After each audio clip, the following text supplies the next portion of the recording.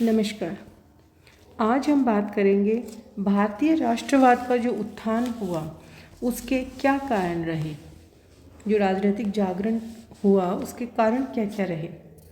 अंग्रेज जो थे इन्होंने रंग और जाति का भेद किए बिना भारतीयों को सरकारी सेवा में लेने का बार बार आश्वासन दिया था, किंतु व्यवहारिक रूप से ऐसे प्रबंध किए गए कि भारतीयों के लिए सरकारी सेवाओं के द्वार बिल्कुल बंद थे।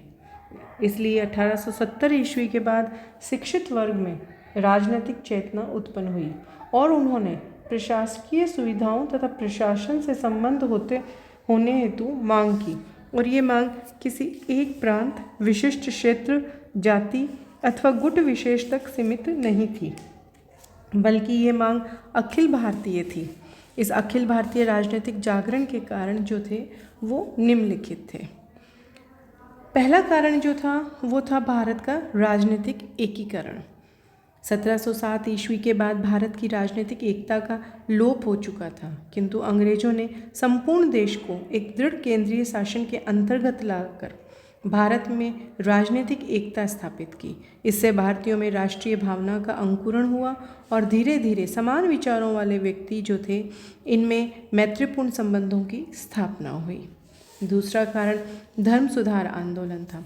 19वीं शताब्दी में भारतीय राष्ट्रवाद की प्रबल धारा जो थी उसको इस युग के सुधार आंदोलनों से बहुत बल मिला।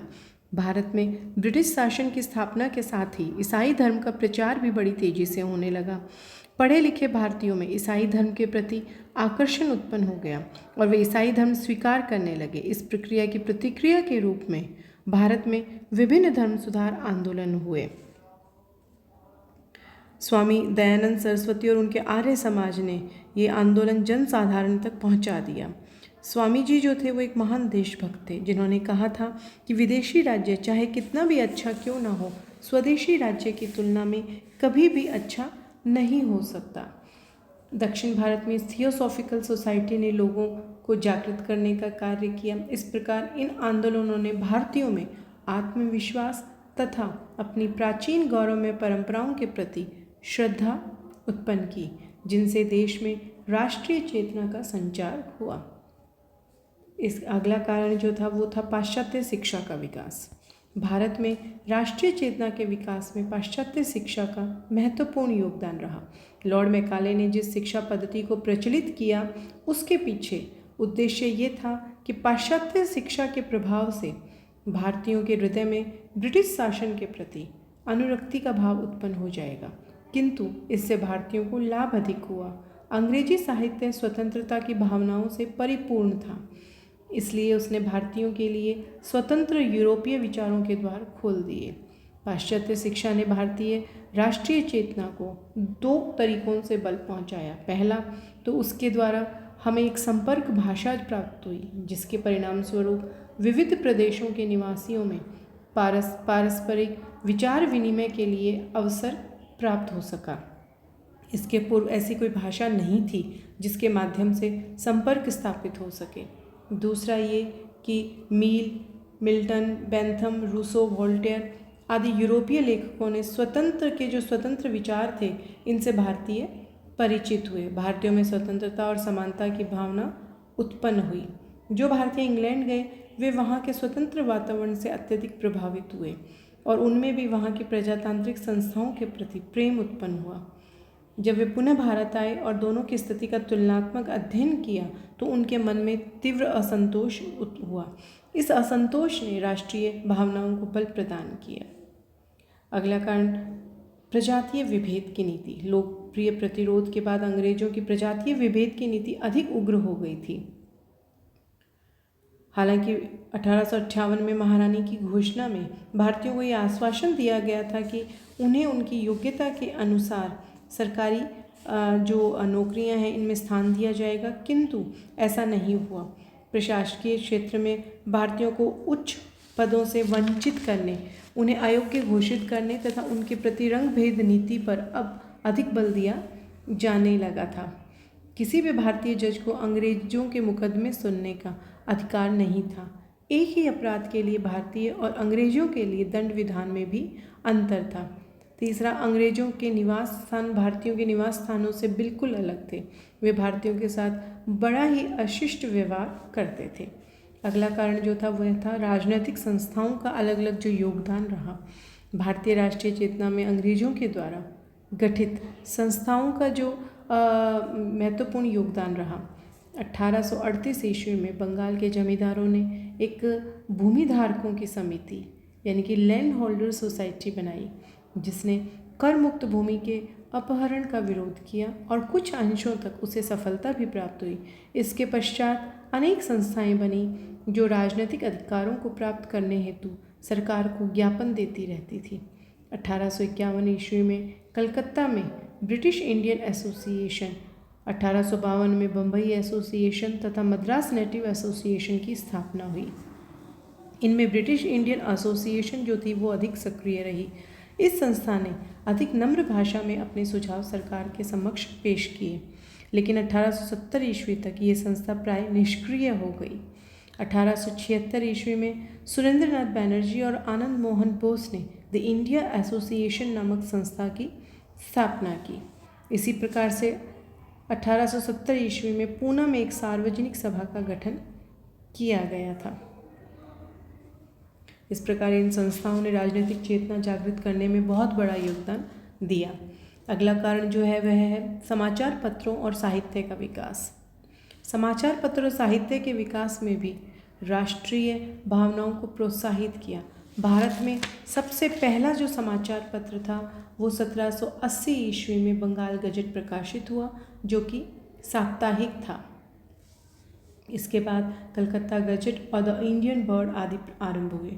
लोकप्रिय प्रतिरोध से पूर्व समाचार पत्रों की संख्या कम थी, किंतु इसके बाद समाचार पत्रों की संख्या, प्रसार और प्रभाव में अत्यधिक वृद्धि हुई।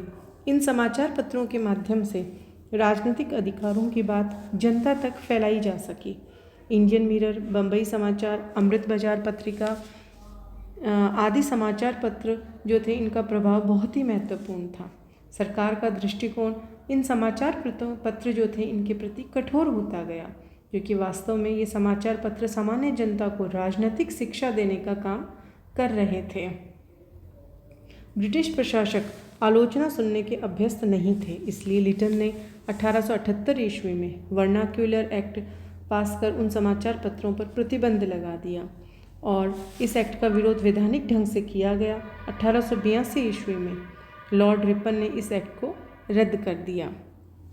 इसके अलावा अंग्रेजों की आर्थिक शोषण की जो नीति थी उसने भी राजनीतिक जो जागरण जो है पैदा करने में सहायता प्रदान की। भारतीय राष्ट्रीय चेतना का जो प्रमुख कारण था वो आर्थिक था, जो दो रूपों में दृष्टिगत होता है: सरकार के द्वारा आर्थिक शोषण और यातायात के साधनों का विकास। ईस्ट इंडिया कंपनी की आर्थिक नीति ने भारतीय उद्योगों को पहले ही नष्ट कर दिया था। विप्लव के बाद तो केवल ब्रिटिश हितों को ध्यान में रखकर ही आर्थिक नीति अपनाई जाती रही। उद्योग धंधों के साथ साथ अंग्रेजों ने भारतीय दस्तकारी भी नष्ट कर दी। इंग्लैंड से यंत्र निर्मित वस्त्र भारत आने लगे, जिससे सहस्त्रों व्यक्तियों को अपनी जीविका से वंचित होना पड़ा।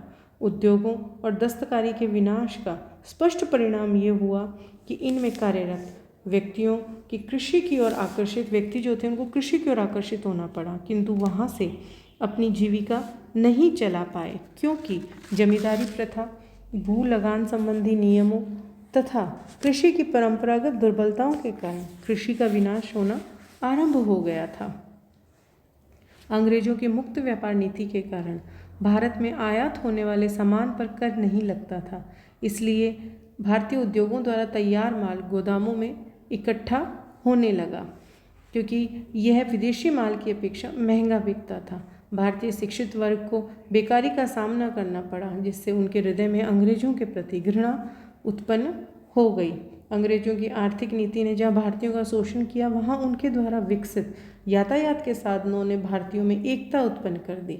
यातायात के साधनों में वृद्धि होने के कारण व्यक्तियों के बीच दूरी समाप्त हो गई और पारस्परिक विचार विनिमय संभव हो सका।